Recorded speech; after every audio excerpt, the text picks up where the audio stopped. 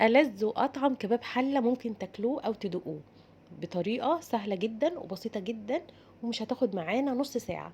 اللحمة مكعبات صغيرة فمش هتاخد وقت كتير في السوا، ولا المكونات كتير. واللي جنب اللحمة ده الصوص بتاعها اللي هيطلع منها صوص تحفة، هيتاكل جنب المكرونة أو جنب الرز. حاجة كده خرافة، مش محتاجين أي حاجة جنبها. المكونات بتاعتي هتبقى مكعبات لحمة فيها نسبة دسم زي ما احنا شايفين. في ناس بتستخدم مكعبات لحمة حمرا خالص، بس انا ما بفضلهاش، لان نسبة الدسم دي هتسيح، الدهون اللي هتسيح اللحمة هتتحمر فيها، والبصل هياخد النكهة بتاعتها. هنقطعها قطع صغيرة زي ما احنا شايفين، ولو مكعبات حمرا هنزود السمنة شوية. دي مكعبات فيها دسم فاحنا مش هنزود السمنة ولا الزيت.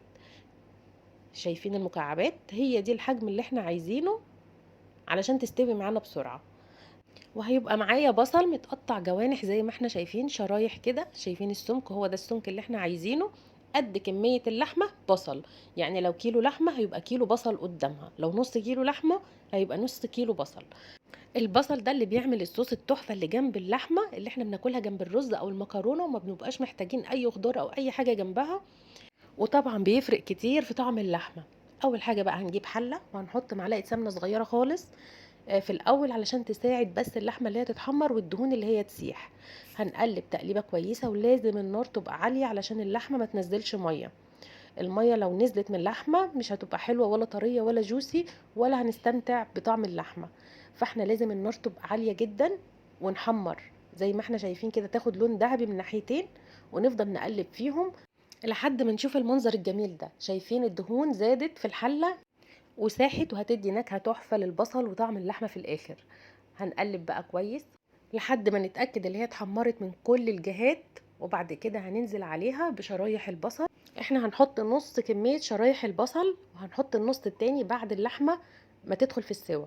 هنستفاد من ايه من الحركة دي؟ ان البصل اللي هيدوب تحت ده هيتكرمل مع اللحمة، والبصل اللي هنحطه في الآخر هيستوي شوية وهيبقى محتفظ لسه بقوامه وطعمه. هنحط بقى معلقه توم صغيره او 4 فصوص توم مفرومين، ونقلب كل الخلطه الجميله دي. البهارات بتاعتنا عباره عن نص معلقه قرفه ومعلقه ملح، الملح حسب الرغبه طبعا. وهنحط فلفل اسود وبهارات لحمه، وهنقلب كل الكلام ده مع بعض لغايه ما كل الخلطه تمتزج ببعض. هنحط قرن فلفل اختياري حامي او بارد، عايزين نستغنى عنه مش هيفرق كتير، بس بيديله نكهه حلوه جدا، والريحه في الاخر بتبقى تحفه. هنقلب بقى كل الخلطة الجميلة دي، وهننزل عليهم بكوباية مية مغلية. ضروري تبقى مغلية. اللحمة والفراخ ما بنحطش عليهم مية باردة لو هم دخلوا في السوا، دي خطوة مهمة جدا. هنقلب بقى كل الكلام ده مع بعضه، وهنغطي عليه على نار هادية او وسط لحد ما الخضار والبصل ينزلوا ميتهم والنكهات كلها تنفذ. وفي الاخر هنحط البصل اللي احنا حطيناه ده. دي نص كمية البصل اللي احنا قطعناها في الاول، ده الوقت اللي احنا هنحطه فيه 3/4 سوا، ونروح منزلين البصل يستوي كمان تاني مع اللحمة ربع سوا.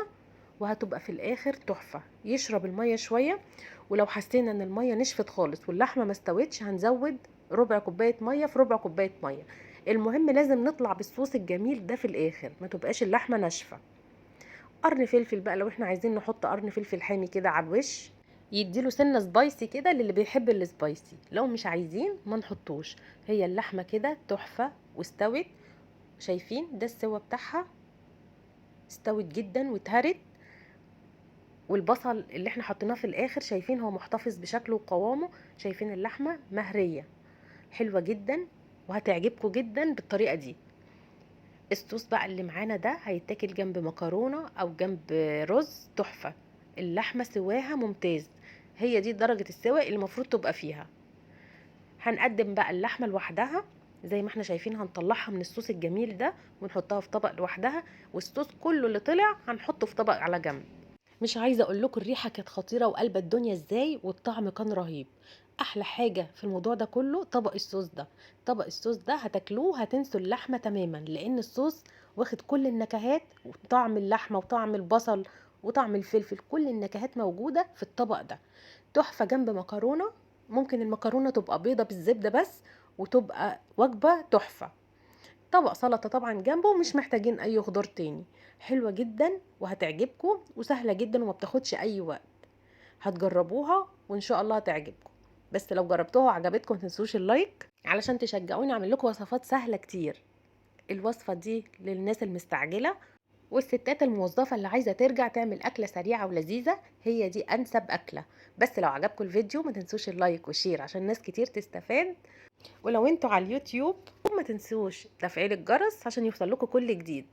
واشوفكم في فيديو جديد ان شاء الله. باي باي.